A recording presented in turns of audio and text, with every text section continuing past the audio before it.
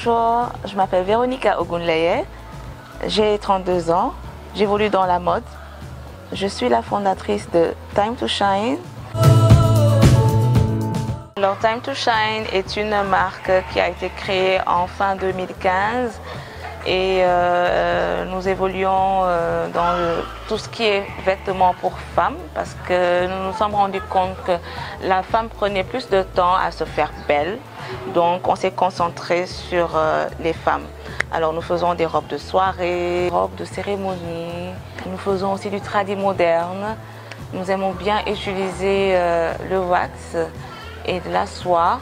Beaucoup de gens se rapprochent, surtout des femmes, se rapprochent de nous pour nous confier leur tenue de mariage.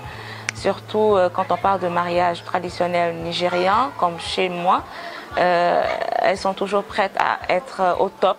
Donc nous nous sommes dit pourquoi pas ne pas continuer comme ça. Donc nous faisons tout ce qui est accessoires avec des perles. Nous faisons des accessoires en corail, de guélé nigérian que les femmes aiment bien mettre pour leur mariage. Pourquoi l'avoir choisi? Parce que déjà depuis toute petite, ma tante aimait bien m'appeler Funke Omokike Fashion Girl, qui veut dire la fille à ma grande sœur, la Fashion Girl. Je ne voyais pas du tout de quoi elle parlait parce que j'avais un jean et un haut, mais elle voyait ça en moi.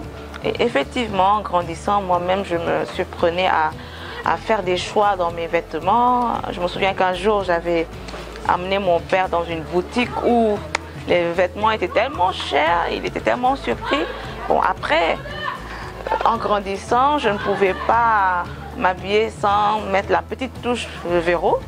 C'est-à-dire, même si l'habit pouvait faire 5 ans, je cherchais toujours un moyen de modifier ce vêtement-là. Et après, c'est venu comme ça, c'est venu par des créations.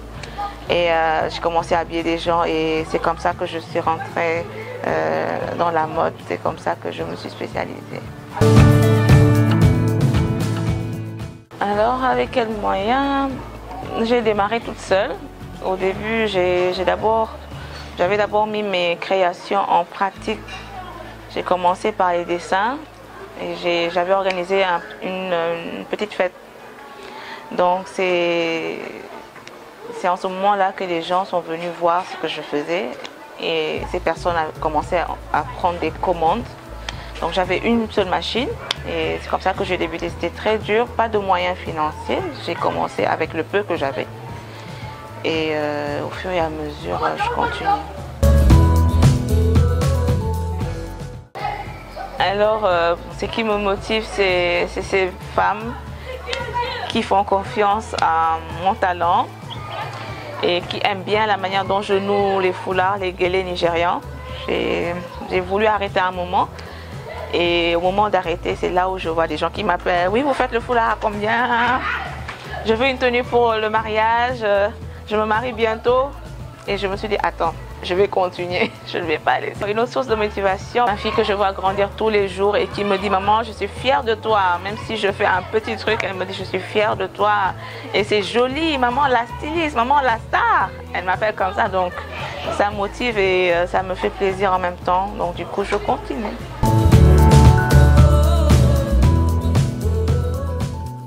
Alors, les challenges et les difficultés, c'est surtout par rapport au prix.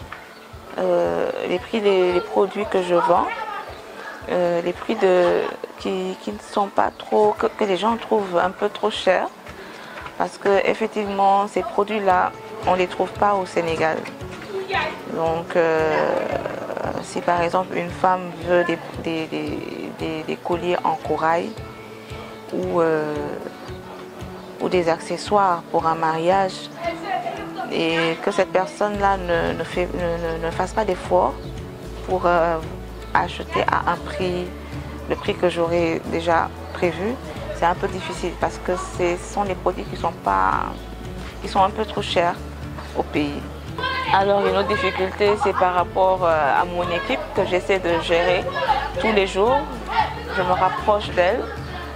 Il faut toujours expliquer. D'autres sont patients, d'autres ne sont pas du tout patients. Quand tu leur dis ce que tu veux, Ils pensent qu'ils sont dirigés, alors que c'est pas ça. Donc c'est très difficile de dire ce que tu veux sans que la personne ne se prenne la tête. Il faut savoir comment gérer son équipe et c'est pas trop facile. Alors, l'un de mes objectifs, c'est d'ouvrir une boutique ici à Dakar pour le moment. Une boutique, et dans cette boutique, on ne verra que des produits 100% Naija. Oui, parce que je pense être la seule Nigériane à faire des vêtements. Donc du coup, certaines personnes n'auront plus à aller sur YouTube pour rêver. Ces personnes-là auront ce qu'elles voudront dans cette boutique. Voilà, leurs rêves se réaliseront. Elles seront habillées comme ce qu'elles voient, comme les femmes qu'elles voient partout dans les films hollywoodiens. Et voilà. Donc oui, avec le digital, je remarque que les choses sont quand même différentes. Il y a plus de vues, plus de likes parce que les retouches sont bien faites. Les photos, par exemple, on n'utilise plus le téléphone comme on le faisait avant. Il faut un bon photographe.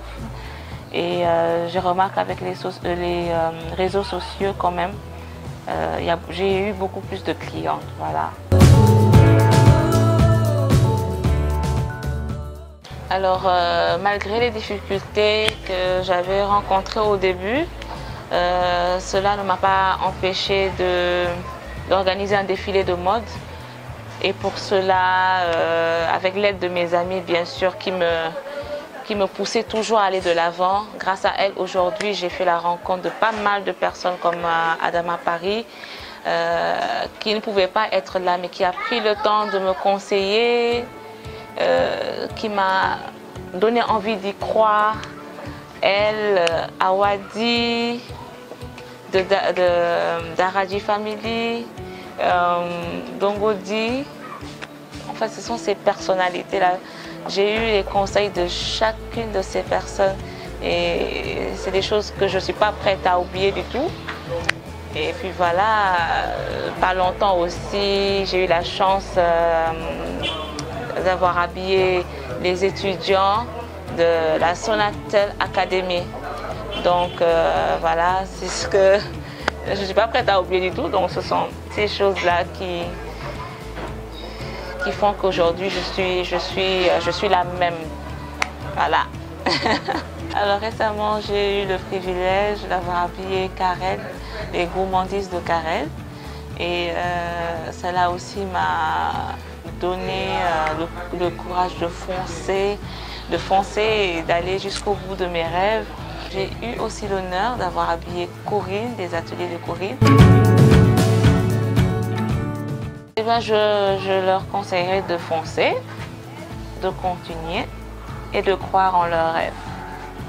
Voilà, donc je prends mon exemple. Si je n'avais pas cru en ce rêve-là, je n'en serais pas là aujourd'hui. Les gens ne m'auraient pas appelé. Pourtant, j'ai commencé dans ma chambre. Malgré les difficultés, j'ai continué parce que c'est une passion. Et quand c'est une passion, tu fonces. Tu ne sais même pas pourquoi tu fonces. Tu es juste là. Tu avances. Tu as beaucoup de raisons d'arrêter. Tu n'as pas des sous, tu n'as pas ceci, tu n'as pas les clients. Tu veux laisser, mais après, tu es là encore. Tu te dis, mais qu'est-ce que je fais là? Tant que tu ne te poses pas cette question, qu'est-ce que je fais là encore? Eh bien, voilà, that's it. C'est ça le truc. Il faut foncer. Alors au passage, je fais un grand coucou à Diane. Je commence par elle parce que c'est elle qui m'a poussée à aller de l'avant. Diane, je te fais un gros coucou. Je fais aussi coucou à ses hôtesses, oui, parce que de là où elle est au Togo, elle gère ses hôtesses qui sont là à Dakar. Donc je lui fais un gros coucou, je l'embrasse très fort et je lui dis Chikao Chakanam, comme on dit en Wolof. On ne va pas baisser les bras, on a commencé ensemble, on continue. Je fais un gros coucou aussi à Francine, à Michel, on est toutes des amies, je ne vous oublie pas. Et aux autres aussi qui me suivent, je n'oublie personne. Voilà.